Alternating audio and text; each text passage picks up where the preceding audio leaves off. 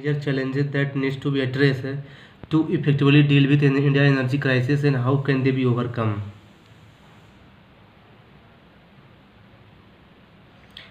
मतलब इस क्वेश्चन में क्या पूछा बताइए, इस क्वेश्चन के कितने एस्पेक्ट हैं?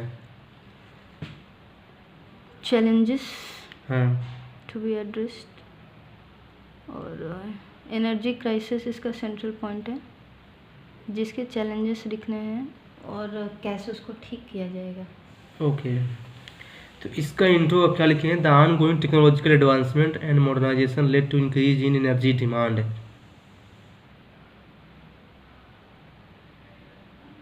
which give rise to energy poverty and energy crisis.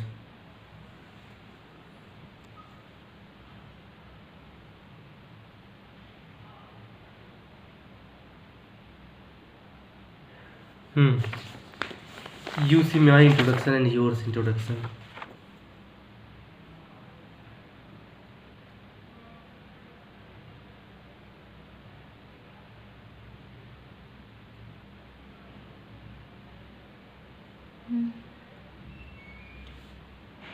Technology advancement के कारण एनर्जी क्राइसिस हो रहा है?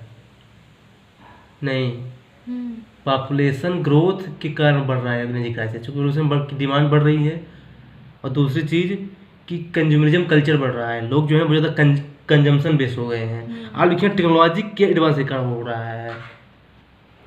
यस, थोड़ा सा यहाँ पे फोकस कीजिए. Use that pain, that's why I given a red already used. तो इसको क्या कीजिए थोड़ा सा, मतलब जो है ना इसकी सब consumerism, more towards central point, consumerism culture, इसको रिप्लेस कीजिए इस वर्ड से. मॉडर्नाइजेशन मतलब चल जाएगा, लेकिन ये नहीं चलेगा यार. फिर देखिए challenges in addressing the energy crisis. अब देखिए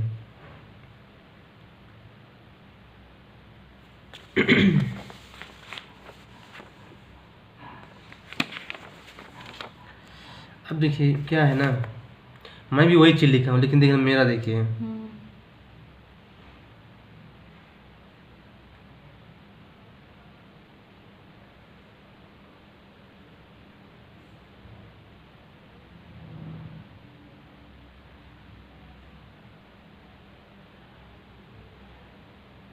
नहीं, आपका आंसर डाइवर्ट है. ये देख क्वेश्चन क्या पूछ रहा है कि एनर्जी क्राइसिस है तो उसको सॉर्ट आउट करने में क्या चैलेंज आ जा रहे हैं. और आप ये लिखे हैं कि एनर्जी क्राइसिस ऊपर है, क्या चैलेंजेस है उसके. हाँ देखिए, तो देखिए अब क्या है कि ये तो एनर्जी क्राइसिस है क्या, पहले बताइए व्हाट इज एनर्जी क्राइसिस. मतलब कि जितनी डिमांड हो रही है अब एनर्जी की उतनी सप्लाई नहीं, मतलब डिसरप्शन हो गया है ना. देखिए मैंने लिखा भी है, देखिए मैंने इसी के साथ देखिए ये भी बता दिया कि energy crisis meaning disruption in availability of energy, ये होता है. तो देखिए मैं जानते क्या है, मतलब कि डिमांड ज़्यादा बढ़ गई, सप्लाई कम है, मतलब एनर्जी की डिमांड फुलफिल नहीं हो पा रही है. तो जानते अब आप लिखिए जो इन्वायरमेंट में गलत है, ये मतलब आप लिखना चाहिए कि क्योंकि हम एनर्जी की डिमांड तो फुलफिल कर सकते हैं, फॉर एग्जाम्पल ये किससे, नॉन रिन्यूएबल से, कोल से, लेकिन वहाँ पे इन्वायरमेंटल प्रॉब्लम आ जाएगी ना. तो मतलब इन्वायरमेंटल कंस्ट्रेंट है, limit the production of energy which leads to energy crisis. ये आपको लिखना था एक्चुअली में, ये इसकी डिमांड है.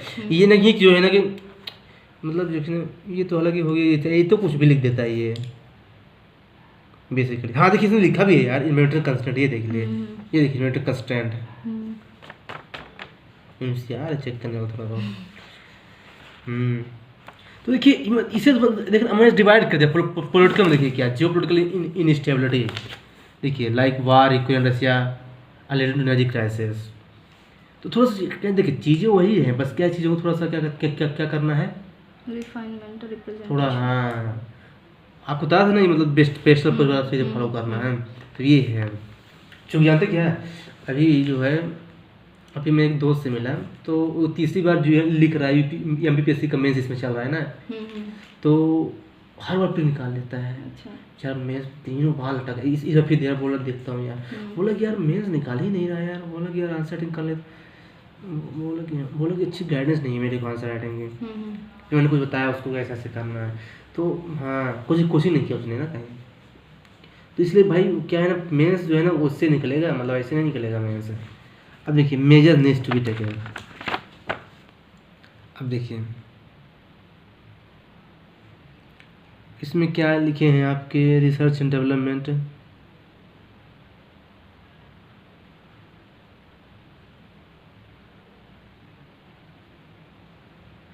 Implementation of policy and scheme, ठीक है। Energy source, wind energy, solar energy, next to encourage. ये मेजर चीज़ें नहीं लिखते हैं, जानते क्यों? ये देखिए क्या है ना, एनर्जी कैसे जानते हैं कब चालू हो सकती है, जब उसमें जो है ना पीपीपी मॉडल लाया जाए, क्योंकि प्राइवेट प्लेयर जो है ना ज़्यादा एफिशिएंट होते हैं, होते कि नहीं होते हैं। तो ऐसी चीज़ें लिखिए ना, ये मेजर चीज़ है। देख ले पीपीपी जो है ना, देखिए जहाँ पे गवर्नमेंट की इनएफिशिएंसी नज़र आए, जहाँ पे वहाँ पे जो है ना हमेशा भी चीज़ फॉलो कीजिए, क्या पीपीपी मॉडल। तो ये जो है ना आपको अलग, देखिए आप केवल 3 डायमेंशन में, देखिए मैं छोटी छोटी सी पॉइंट को 5 डायमेंशन में लिख दिया। कुछ डायग्राम कुछ बनाते नहीं यार आप, यार कम से कम एक क्वेश्चन में एक डायग्राम तो बनाना मस्ट है। देखिए मैं यहाँ पे बना दिया ना, ये बहुत ज़रूरी हो जाता है। Thus considering that India become the largest populous country, there is a need to increase focus towards energy security for SDG. Need to focus more on non-conventional source of energy, which helps in fulfilling targets like net zero emissions and also reducing energy crisis.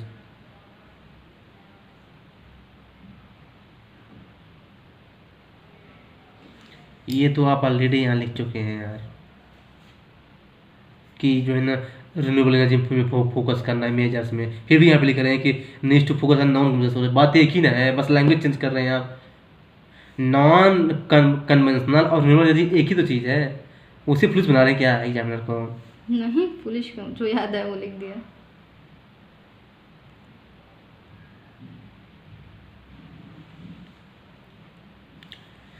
India world का largest populace country बन गया है, इस हिसाब से energy crisis को deal करना और ज़्यादा इम्पोर्टेंट है, ये लिखना था एक्चुअली में। देखो ये है ना, मतलब थोड़ा सा वो लिखने मतलब ऐसे फ्यूचरिस्टिक लिखा कंक्लूजन, मतलब लगे कि जो है ना कि ये है, तो इस टाइप का होता है। इसे तो मैंने आपको दिया था कि आप मेरे ही आंसर से चेक कीजिए, मैं जो अपनी कॉपी दिया हूँ ना, जो आपके पास है तो मेरे ही आंसर चेक कीजिए, क्योंकि इसका मॉडल आंसर सही नहीं है। मैं अभी आपको बोरिंग भी होगा इसका मॉडल आंसर पढ़ने में, पता नहीं क्या दिया है। वो सिनॉप्सिस पूरा बहुत हाँ दिया है, लेकर आती हूँ मैं। देखिए there are immense possibilities of renewable energy in India, the government needs to make systematic efforts to take advantage of both है। देखो क्वेश्चन के कितने एस्पेक्ट है क्वेश्चन के?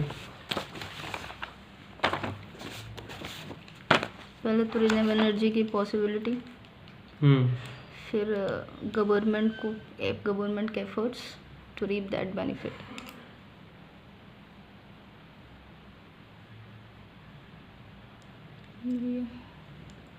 गवर्नमेंट क्या करे कि जो है ना उसका मतलब एडवांटेज ले, ये पूछ रहा है गवर्नमेंट क्या करे।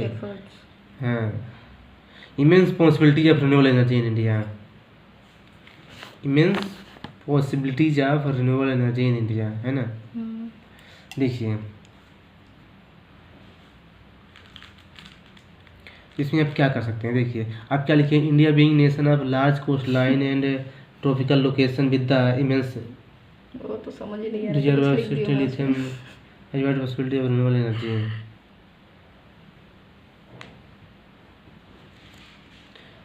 केवल कोस्ट लाइन का पोटेंशियल है, एक कोस्ट लाइन है, एक ट्रॉपिकल लोकेशन।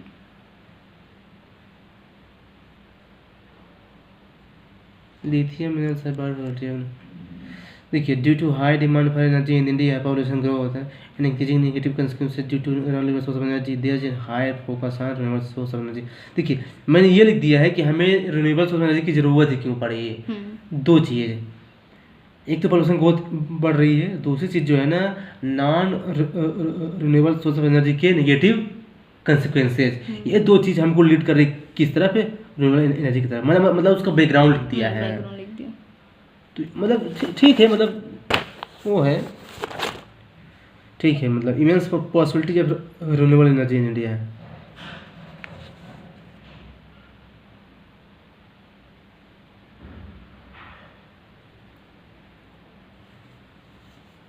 हाइड्रो पावर ठीक है। Energy production currently 40% energy production from renewable source of energy. देखिए आप मेन चीज़ लिखी नहीं यार, इंडिया का जो है ना रिन्यूएबल एनर्जी में 3rd रैंक है after USA and China. 40% renewable energy ठीक आपने लिखा है। सोलर एनर्जी में 5th रैंक है। विंड एनर्जी में 4th रैंक है।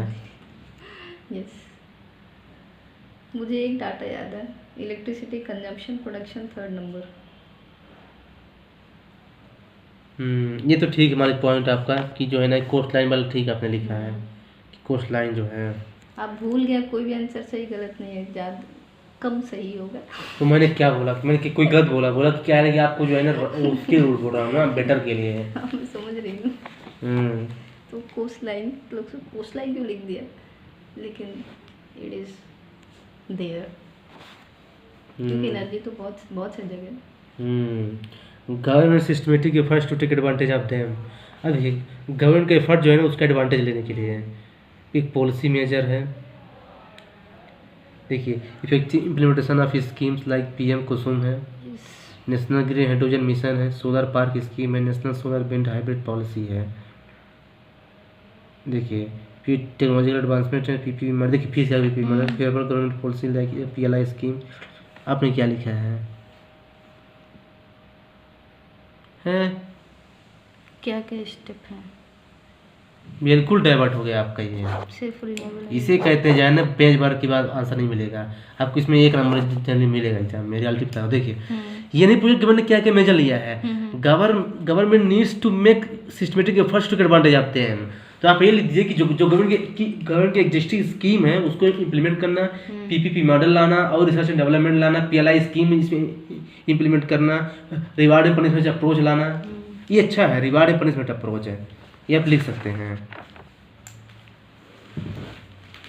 तो आप ऐसा कर सकते हैं। ये एक ही डायमेंशन हो गया। हाँ, there are various measures government has taken the effective implementation of these major are need of the are to harness the given natural potentials.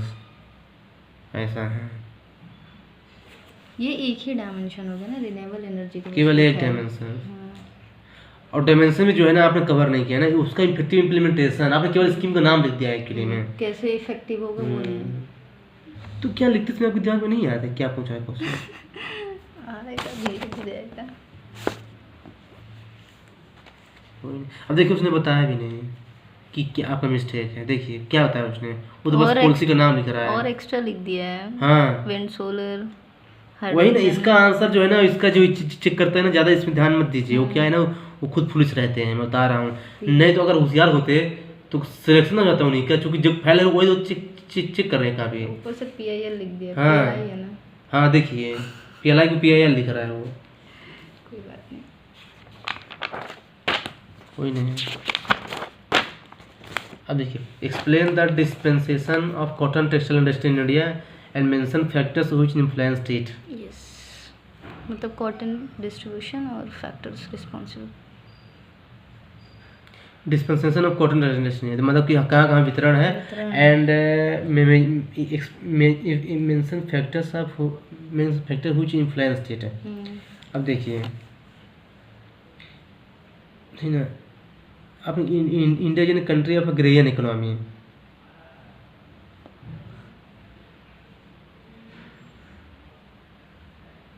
in which the cotton textile is playing an important role, making the country second largest producer of cotton in the world. India has immense potential for development of cotton industry, considering the fact that India is second largest producer of cotton in the world. ठीक है, ठीक हो गया, intro सही है आपका। Dispensation of cotton, dispensation black soil dependency of cotton makes Maharashtra one of the largest. मेरे को डालना था ब्लैक सॉइल कॉटन का रिलेशन, तो सेंटेंस में मैंने गुजरात सेकंड लार्जेस्ट है, अहमदाबाद उत्तर प्रदेश ठीक है, Tamil Nadu, some other state like Indore.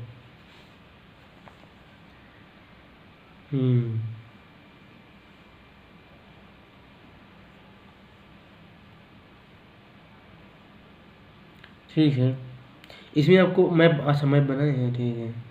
Map का नाम लिखिए हैं आप, ब्लंडर है। मैप का नाम लिखना मस्ट है। Cotton regions. नहीं नहीं, India map showing cotton cloth, अच्छा। ऐसा।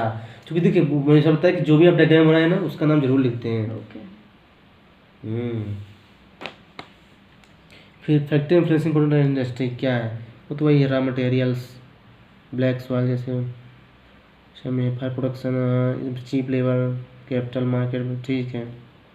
बेफावड़ आप लिखा ही नहीं इसमें कि और क्या करना चाहिए, पीवी मॉडल लाओ अच्छे से इम्प्लीमेंट करने के लिए, कंड्यूसिव इन्वायरमेंट लाओ, रिवार्ड एम्प्लॉयज अप्रोच लाओ, मतलब जो अच्छा काम करता है उसको रिवार्ड दो। अच्छा, अभी मैं जितने भी आंसर लिखी हूँ, मतलब वेरी रेयर कि मैं कहीं वे फॉरवर्ड लिखी हूँ, तो when we have to use वे डेवलप कीजिए हैबिट यार, नहीं तो किस जगह पे लिखना है, मैं वो पूछ रही हूँ। क्योंकि इतने सारे पॉइंट लिखने के बाद सीधे कंक्लूड कर देती हूँ, तो वो मेरे दिमाग में भी नहीं आता कि वे फॉरवर्ड और किस में लिखना है। तो ब्लंडर है। ब्लेंडर है, नहीं तो हर जगह नहीं लिख सकते ना वे फॉरवर्ड। देखिए जानते क्या मैं बताता हूँ, मैं हालांकि अपने वीडियो में बताया था, फिर सुनिए। वे फॉरवर्ड और कंक्लूजन में पहले डिफरेंस आपको पता होना चाहिए, क्या डिफरेंस है। वे फॉरवर्ड जो नाम ही इस बता रहा है, फ्यूचरिस्टिक। और कंक्लूजन, कंक्लूजन मीन्स कंक्लूड करना है, तो कंक्लूजन तो बहुत सारे डायमेंशन हो सकते हैं, आप कंक्लूजन में फ्यूचरिस्टिक वो डाल सकते हैं आइडिया, लेकिन वे फॉरवर्ड ही फ्यूचरिस्टिक अपने आप में दिखाते हैं। और डिफरेंस, और डिफरेंस कंक्लूजन जैसे समराइज कर देते हैं, और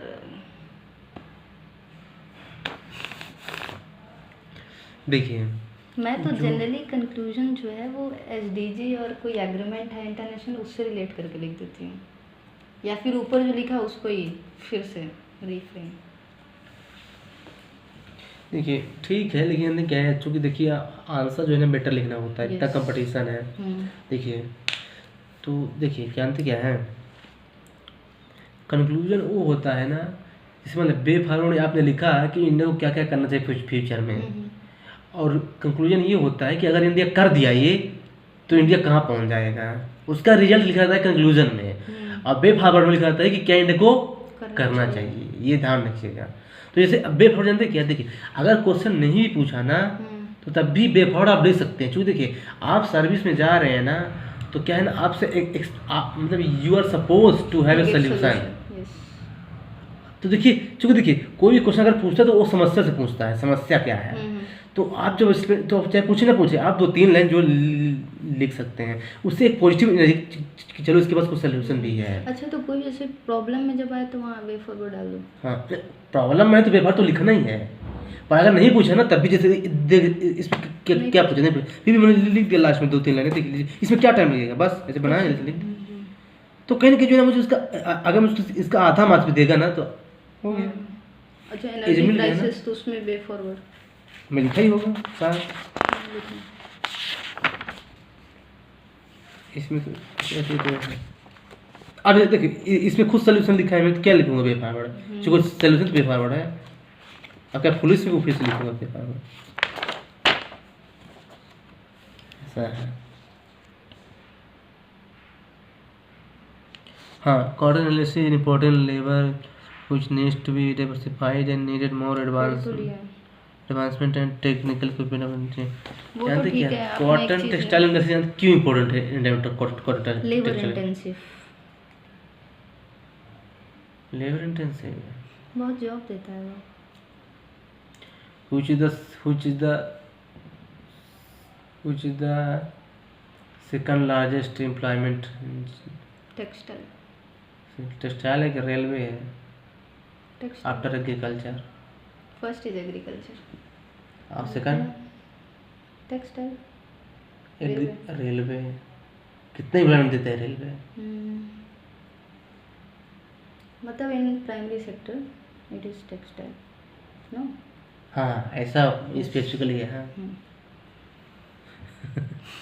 अब देखिए मैंने यही तो लिखा है, considering the over dependency on agrarian sector, मतलब इंडिया बहुत ज़्यादा डिपेंडेंट एग्रीकल्चर, तो इसलिए जो है ना कॉटन टेक्सटाइल इंडस्ट्री का डेवलपमेंट होना बहुत ज़्यादा फ्रूटफुल हो जाता है।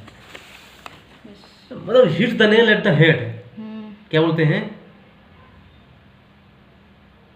Hit the nail at the head, मतलब इसका मतलब क्या है, मतलब इसका मतलब क्या है? इसका मतलब क्या है? इसका मतलब क्या है?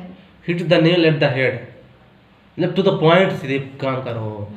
जो पूछा डायरेक्ट उस पर हाईलाइट करो कि ये चीज़ें न्यूज में क्यों आया।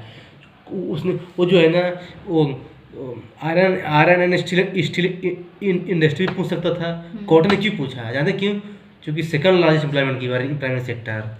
यस।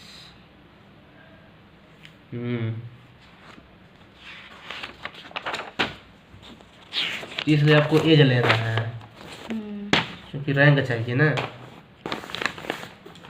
देखिए प्रीलिम्स में सिलेक्शन चाहिए। प्रीलिम्स में सिलेक्शन तो सही है, पर क्या है ना कि देखिए क्या है ना कि मैं नहीं चाहता कि प्रीलिम्स निकलने के बाद मेंस में जो है ना रुका जाए, सीधे जंप करना है, डायरेक्ट प्रीलिम्स के बाद डायरेक्ट इंटरव्यू देना है।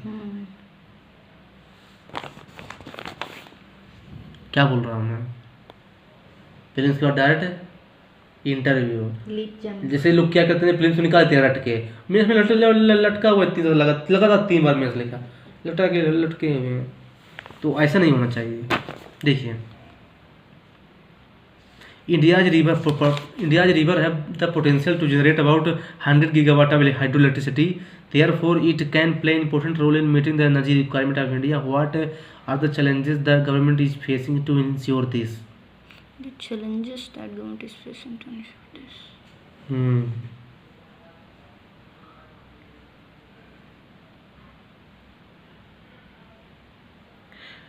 अब देखिए क्या क्वेश्चन पूछे, इसमें कितने एस्पेक्ट हैं? पहले तो river as a source of energy, मतलब उसके पोटेंशियल्स हैं, उसने दिया है तो एनर्जी रिक्वायरमेंट फुलफिल करेगा। One of the source is river. फिर पूछा है कि फिर चैलेंजेस क्या हैं जो ये पोटेंशियल रीच नहीं कर पा रहे। हाँ तो क्या लिखा आपने introduction? India is country of both perennial and non perennial rivers and giving immense potential for hydrocity production in country. यार सबको पता है यार कि पेरिनियल है कि नॉन पेरिनियल रिवर है, इसमें क्या उसको बता रहे एग्जामिनर को? सीधे क्वेश्चन में फोकस कीजिए ना कि hydroelectricity is the electricity generation capacity which is the use of water wave converting potential energy to mechanical energy which is a renewable source of energy. सीधे हाइड्रो देखिए क्वेश्चन किस सिर्फ फोकस किया है तो सीधे उसी को डिफाइन कर दीजिए ना। ये सबको पता है भाई कि इंडिया में दोनों रिवर है, पेरिनियल और नॉर्थ साउथ इंडियन रिवर, उसमें आपने क्या नया लिखा है? तो जहाँ पे कोई आपको नया टर्म आ जाए ना वो टर्म को डिफाइन कर दीजिए। हाइड्रो इलेक्ट्रिसिटी क्या है सिंपल मैंने लिख दिया। फिर देखिए India is potential to generate about define यहाँ पे क्या है? डिफाइन हाइड्रो इलेक्ट्रिसिटी सिंपल इसमें जो नया टर्म है हमेशा ही आपके माइंड में सेट होना चाहिए। अब मेरा वीडियो आप दोबारा नहीं दिखते ना, दिक्कत ये है ना, कहते हैं ना कि घर की मुर्गी दाल बराबर। जब कोई चीज़ आसानी से मिलती है तो आदमी उसको जो है ना रिस्पेक्ट कम करता है।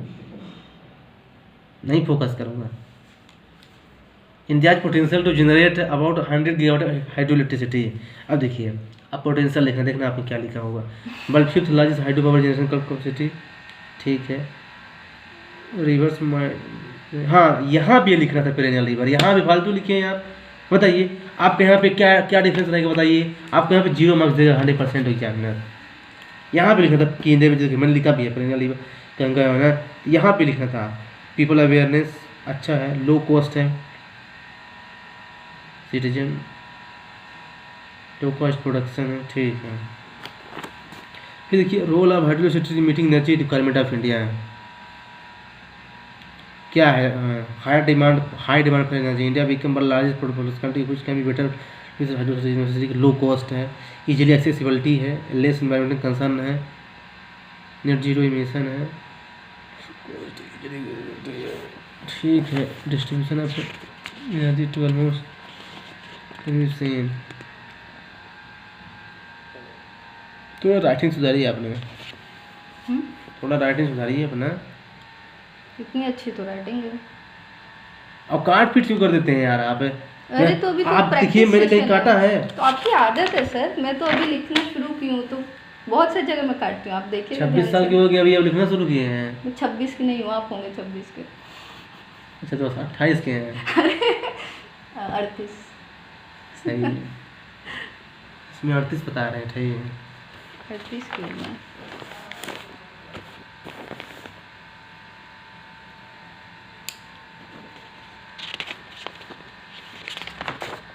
आपके पास पोटेंशियल है आंसर लिखने का, इमेंस पोटेंशियल। मैंने इसी का वर्ड यूज कर रहा हूँ मैं, अभी यूज किया था ना। कहीं है ये लिखा हुआ है, क्वेश्चन पे लिखा है इमेंस पोटेंशियल। ये देखिए इमेंस पॉसिबिलिटी है तो इमेंस पोटेंशियल। मैं बहुत सारी जगह से लिख देती हूँ इमेंस पोटेंशियल, ट्रिमेंडस पॉसिबिलिटी। हाँ, challenges faced by the government है। अब देखिए आप ऐसा डिवाइड नहीं करते यार, ये पेस्टल अप्रोच आपको क्यों बताया हूँ मैं। उसमें क्या और यहाँ क्या दिखा रहे हैं, यहाँ दिखाइए। उसमें क्या दिक्कत है यार जानते क्या है, उसमें आपको टाइम भी लगेगा सोचने में। इस तरह से आप सर्व डिवाइड कर देते, सोशल, ओवर डिपेंडेंस है, fossil fuel based, economy, need initial investment, political, central state cooperation नहीं है। आपने पॉइंट लिखा सेंट्रल स्टेट कोऑपरेशन वाला है, सबसे मेजर प्रॉब्लम है।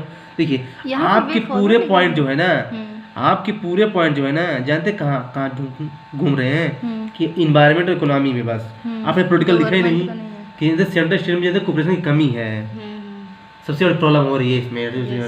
क्योंकि बेसमेंट कुछ और बोल रहा है और ये कुछ और बोल रहे हैं, सब्सिडीज वाला। हाँ देखिए इन्वायरमेंटल, देखिए आपका ये एक एंगल हो गया, एक दो, तो इसलिए ऐसे एंगल में आप जाइए। बट ये भी सही लगता है, लेकिन वही है यार इसमें टाइम लगेगा यार, और फिर आपको मतलब कोई तो पॉइंट छोड़ सकते, आपको 360 डिग्री, देखिए कोई चीज़ को क्या है ना, आपको एक्सप्लेन नहीं करना है, बस 360 डिग्री में जाना है। ये है जब फॉर, देखिए effective infra investment, public incentive, PLI and reward. देखिए हाँ मैंने वे फॉरवर्ड लिखा है, पता नहीं बुद्धि में आई थी कैसे। अच्छा लिख दिया यार, पूछा तो नहीं था इसमें, पता नहीं पूछा था। हाँ लेकिन फिर भी डायग्राम नहीं बना रहे हैं आप यार। ये डायग्राम बनाया है, ये डायग्राम नहीं है। अच्छा अगली बार तो ध्यान रखिएगा। ओके। पब्लिक प्राइवेट पार्टनरशिप है, इन्वेस्टमेंट इंफ्रास्ट्रक्चर है, ठीक है। Needs to focus more on the process which not only fulfil energy crisis but also help in channel irrigation and water distribution, ठीक है। देखिए मैंने यहाँ पे ESDG से लिंक कर दिया है। Despite being major polluter, coal continue to be major source of energy for India. What efforts are being made by the government to replace it? Despite being a major polluter, coal continue to, अच्छा हाँ, अच्छा question है। तो बताइए इसमें क्या क्या पूछ रहा है वो? Despite being a major polluter, coal continues to be a major source of energy for India. What efforts are being made by government to replace it? एक तो ये कि क्यों अभी भी कोल हम यूज़ कर रहे हैं, दूसरा ये कि इसको रिप्लेस करने गवर्नमेंट ने क्या एफर्ट्स लिए, क्या एफर्ट्स लिए हैं। मतलब कोल जो है ना पॉल्यूटर है, फिर भी हम उसको क्यों अभी तक यूज कर रहे हैं। हाँ वही तो मतलब कोल का एडवांटेज पूछ रहा है, मतलब ये अच्छा कि हम कोल क्यों अभी भी यूज कर रहे हैं काइंड ऑफ इनडायरेक्टली, और फिर गवर्नमेंट को क्या करना चाहिए कि उसको रिप्लेस करे। तो ये तो मेरे दिमाग में आया, ये तो एडवांटेज पूछ रहे हैं, अभी जो आए नहीं है वही तो मतलब जनरल बात है कि कोल क्यों अभी भी हम यूज़ कर रहे हैं। हाँ चूँकि कोल कोई एडवांटेज होगा। हाँ तो ये एडवांटेज इस टर्म में को नहीं आया, मैं ये कह रही हूँ एडवांटेज है पोस्ट कि कोल। चीज़ों को सिंप्लीफाई करना सीखिए ना, क्वेश्चन डायरेक्टली क्या पूछ रहा है, क्वेश्चन घुमाता है ये, बाकी उसको मैं हमेशा करता हूँ, जब पढ़ता हूँ समझता अच्छा क्वेश्चन ये पूछ रहा है बेसिकली। नहीं अब मैं करती हूँ, जैसे अब धीरे धीरे जैसे क्वेश्चन पूछा है, जैसे उसी पॉजिटिव बात क्या होता है, एडवांटेज इनडायरेक्ट कहना चाहता है, कुछ उसके इम्बैलेंस कुछ बात करे, इसका मतलब नेगेटिव इफेक्ट की बात कर रहा है। अब धीरे धीरे समझ में आ रहा है, अब मैं लिखती हूँ तो वो समझ में आ जाता है ये, लेकिन इस टाइम में नहीं सोची, अब धीरे इंटेलेक्चुअल बन रहे हैं। हाँ मैं सोच मतलब बीइंग ऑनेस्ट, मैं इस टाइम नहीं सोची थी कि एडवांटेज एज सच पूछ रहा है कि कोल के एडवांटेज हो तो सीधे हमें पोल्यूशन से रिलेट हो जाता है, तो एडवांटेज एज सच नहीं याद आता है। The country upon particular production is still dependent on the coal energy production up to 60%, reflecting the high dependency on consumption of energy. There are basically two types of energy generation system, renewable and non-renewable, and coal comes under the non-renewable source of energy, and currently it contributes around 60% of energy needs. ये थोड़ा ज़्यादा सही लग रहा है। आपने क्या लिखा है, देखो 140, यहाँ पे पॉपुलेशन की जरूरत नहीं थी लिखने की। जहाँ पे पॉपुलेशन की जरूरत पड़ती है वहाँ पे लिखते नहीं है। यहाँ पे पॉपुलेशन क्यों लिख रहे हैं, यहाँ पे लिखिए कि जो है ना कोल जो है ना non renewable source of energy के अंदर आता है ना। जैसे देखिए मैंने कहा कि दो टाइप की एनर्जी जनरली होती हैं अकॉर्डिंग टू सोर्स, रिन्यूएबल और नॉन रिन्यूएबल। उसमें से जो कोल है ना नॉन रिन्यूएबल के अंदर आता है, जो करंटली 60% ऑफ एनर्जी नीड्स को कंप्लीट कर रहा है। तो थोड़ा सा स्ट्रक्चर पे जाया करें यार, मतलब थोड़ा सा दूसरों से हट करके लिखें इंट्रोडक्शन। ये होता मैं है। क्या कि इतनी पॉपुलेशन है तब भी अभी हम कोल डिपेंडेंसी है, तो बस ये मैं उसमें रिफ्लेक्ट कर रही हूँ। आप क्या नहीं तो पॉपुलेशन है तभी तो कोल डिपेंडेंसी है, उसमें उस पर क्या कहना चाहते हैं, वो तो नॉर्मल चीज़ है क्योंकि कोल इजीली अवेलेबल है ना, इसलिए उसमें नया चीज़ अब क्या ऐड किए हैं। चलिए कोई नहीं, मतलब धीरे धीरे हो जाए। Despite a major polluter like emission of gases like ये द कोल एनर्जी एज, हाँ सही है। Despite coal is major polluter like SO2 and O2 SO2 etc. But it remains to be major source of energy for India due to following reason। देखिए over dependency of population of fossil fuels, easily availability of resources,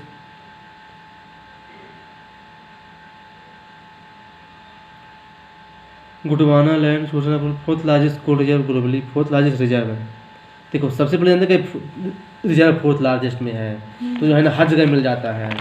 second है relatively cheap है, ठीक है, easily availability ठीक है। People traditional practice है इनमें, मतलब उनके पास पहले से ये चला आ रहा है ना महाभारत के टाइम से। और people's traditional lack of advance technology है, जो कि जो सोलर एनर्जी है ना, ठीक है पॉइंट सही है। Less exploitation of renewable energy, वही है। Lack of favourable government policy, अब नहीं लिखा क्या, हाँ लिखा तो है, ठीक है। फिर efforts made by government to replace it, efforts international में कंपेन, बात आपने एक ही चीज़ लिख दी ना यार। यार जानते क्या है, आप यार चीज़ों को डिवाइड नहीं कर पाते यार। देखिए ये तो मुझे अच्छा लगा कि जो है ना आपने नेशनल और इंटरनेशनल दोनों को डिवाइड कर दिया है। लेकिन जानते क्या है, देखिए अगर गवर्नमेंट को कोई चीज़ करना है ना तो एक तो पॉलिसी लेवल में करे और एक कैपेसिटी लेवल में करे। जब कोई भी मेजर लिखे ना, हमेशा जब कोई भी अगर मेजर लिखे ना, मेजर मतलब कि क्या सोल्यूशन या मेजर, तो एक तो पॉलिसी मेजर मतलब पॉलिसी लेवल का सोल्यूशन, और एक कैपेसिटी बिल्डिंग वाला है। ये आपको डिफरेंट बनाएगा दूसरे स्टूडेंट से। दूसरी चीज़ एक शॉर्ट टर्म मेजर और एक लॉन्ग टर्म मेजर, थोड़ा सा ये क्लासीफाई लगे, मतलब आंसर लगे मतलब ठीक है जो है ना, पहुंच लुक ना आए, सीधे हाँ दिखे। ये रहता है। देखिए मैंने पॉलिसी मेजर चीज़ें देखिए वही मैंने लिखा है, PM कुसुम सब वही चीज़ लिखा है। इंटर सोलर अलायंस जो आपने लिखा वो सब वही लिखा है। कभी सेंट्रल स्टेट कोऑपरेशन लाओ, इंफ्रास्ट्रक्चर डेवलपमेंट लाओ, टारगेट और बोर्ड इलेक्ट्रिक व्हीकल लाओ, तो देखिए ये रहता है। Thus these efforts need effective implementation at ground level हुई with to be development. There are various major initiatives by government to replace the which will help country to achieve the net zero emission by 2070 and fulfill the pollution। ठीक है, हो गया green development. हाँ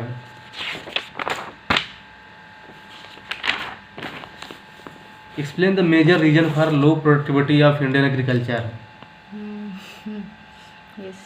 and also discuss the efforts made by the government to encourage investment in agriculture sector।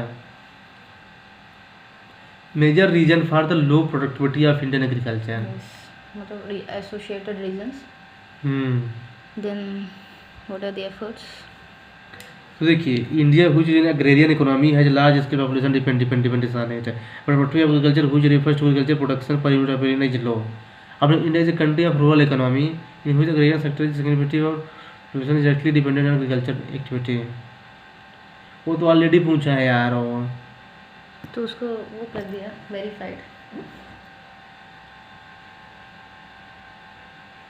आप बल्कि productivity आप agriculture को लिख सकते थे। देखिए मैंने क्या लिखा है, पढ़िए। अरे मुझे देखे तो खुद में, इसी से पढ़िए मोबाइल से। मेरी आँखें आपके जैसे नहीं है उल्लू।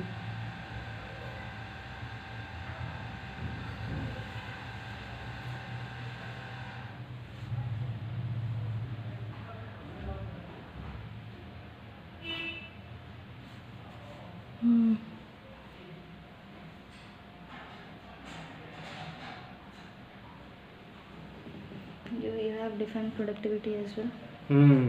ये स्किल होती है, मतलब शॉर्ट में मैंने सुझा दिया कि भाई पंच प्लांट ये लो तो वो दूसरों से डिफरेंट दिखेगा, क्योंकि देखिए भीड़ से थोड़ा आपको अलग रहना है ना, भीड़ से अलग रहना है।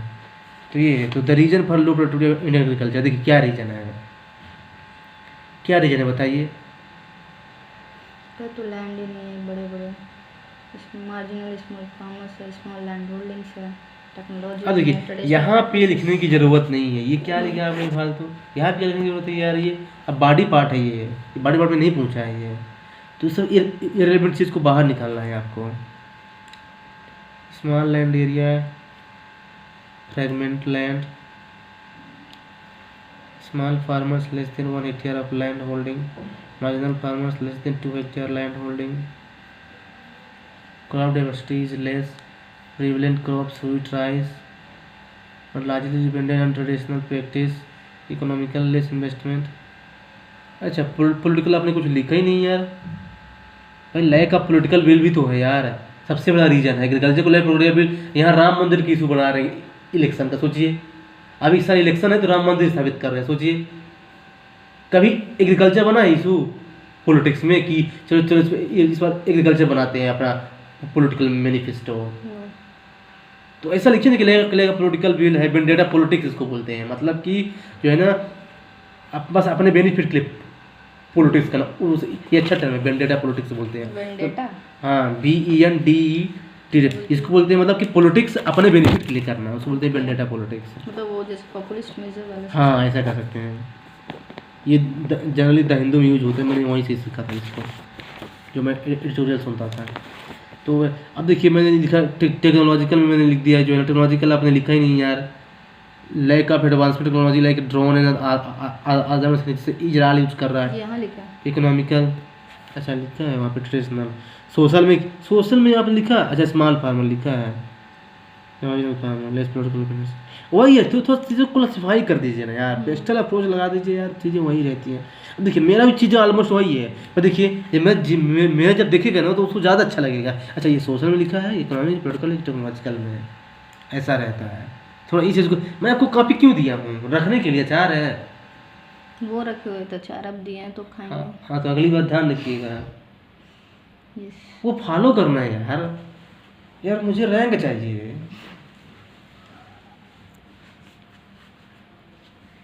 देखिए एंड देखिए government efforts to encourage investment in agriculture sector. अब देखिए फिर से अपने वही मिस्टेक की हुई, मुझे पता है, मैं देखिए पॉलिसी मेजर अलग से मुझे ना समझा ना, मेजर अगर आ गया ना तो चीज़ याद रखना है। देखिए क्रॉप डाइवर्सिफिकेशन, सी अन्य प्रमोशन, हॉर्टिकल्चर इनिशिएटिव,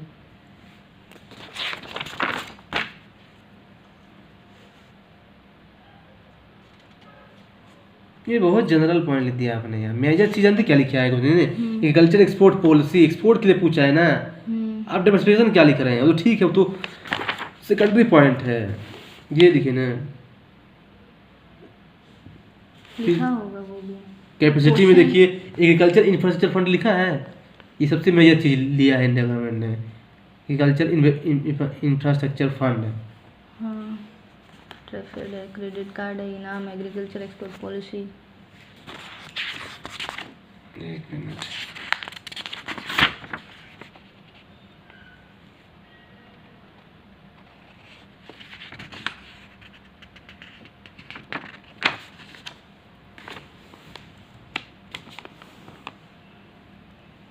आपने नहीं लिखा? किसान क्रेडिट कार्ड का उससे क्या लिंक है इन्वेस्टमेंट से? अरे गुरु, किसान की हेल्प कर रहा है ना एग्रीकल्चर में, वो हेल्प अलग चीज़ है, हो रहा है कि एग्रीकल्चर में इन्वेस्टमेंट के लिए क्या गवर्नमेंट ने स्टेप लिया है, आपने ओवरऑल लिख दिया है, इन का क्या लिंक है इन्वेस्टमेंट से? It will promote agriculture sector. ऐसे तो सब प्रमोट करेगा यार, किसान जो लिखना चाहिए लिखा ही नहीं, किसान विज्ञान केंद्र है ये इसको लिखना चाहिए था। इससे क्या है कि लोग जो है ना रिसर्च कर रहे हैं, तो मतलब इन्वेस्टमेंट बढ़ रहा है।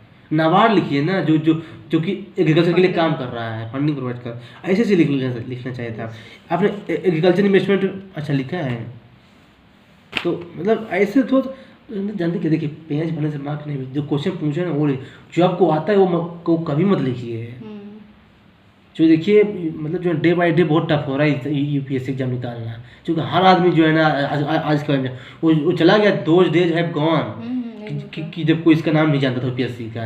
अब तो हर घर का बच्चा बच्चे ये रील्स के चक्कर में जो हर सबको जानता है, शॉर्ट वीडियो सब।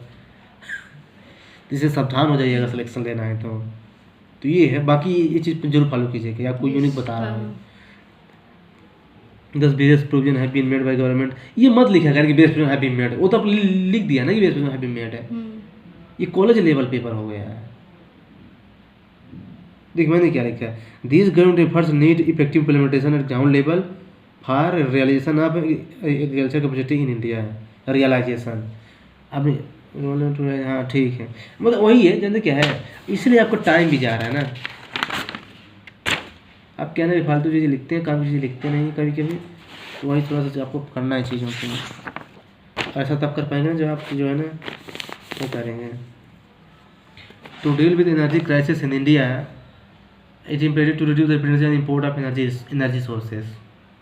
अच्छा okay, in the context of explain the changes face हमारा थोड़ा मिलता जुलता क्वेश्चन है उस वाले से। जो हाई प्रोडक्शन ग्रोथ इंगेजमेंट, इसमें क्या लिखा है फिर से वही टेक्नोलॉजिकल एडवांसमेंट लिख दिया आपने। पॉपुलेशन ग्रोथ है, कंज्यूमरिज्म कल्चर लिखना है आपको।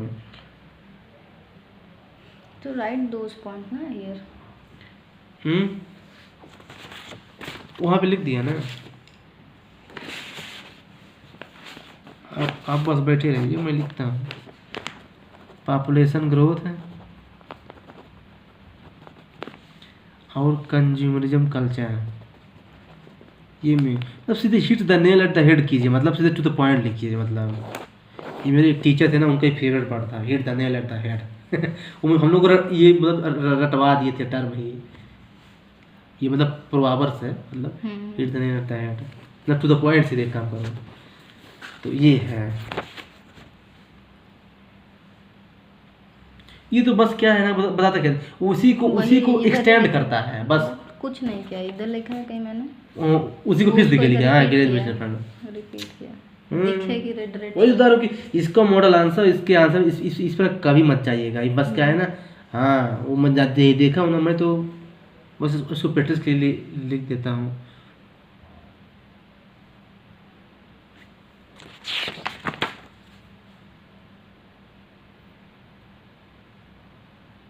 यहाँ पे पॉलिटिकल इकोनॉमिक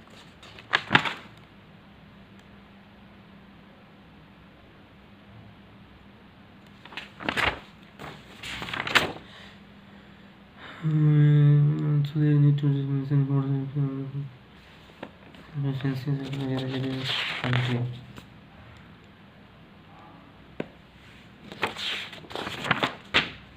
ठीक है।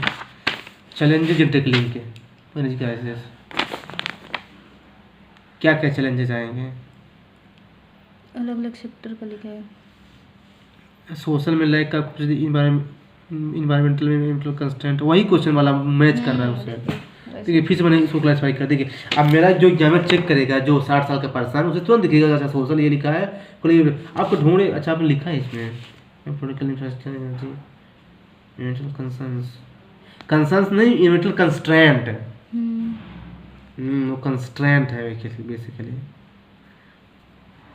Major to deal with effective implementation of policies, implement PPP model आपने इसमें लिखा है, डाइवर्सिफाइंग सोर्सेस इम्प्लीमेंट हो रहा है, पब्लिक अवेयरनेस पीपीपी मॉडल, ठीक है। The 21st century is the energy climate era, हाँ ये सही है। ऐसी चीज़ें आप यूज नहीं करते क्या, जो एनर्जी क्लाइमेट एरा है which makes the necessity for energy solutions with participation of all stake holder for inclusive and sustainable development goals. तो सब लगे जो है ना, मतलब तो ऐसे जैसे ये जैसा है वही जैसा है, तो आपको जो है ना इन सब चीज़ों को ध्यान में रखना है एक्चुअली में। क्या यस, मोर डाइवर्सिफिकेशन, मोर हाँ मोर रिफाइनमेंट। बस मतलब मैंने आपको वो चीज़ बताया ना जो आप मिस कर रहे हैं, जो आपको वो भी नहीं बता पा रहा है। तो इसलिए जो है ना मैं आपको अपनी कॉपी देता हूँ कि आप जो है ना जो आपको कॉपी मिल रही है ना, मिल गई है ना, मैंने इसको बंद करते हैं।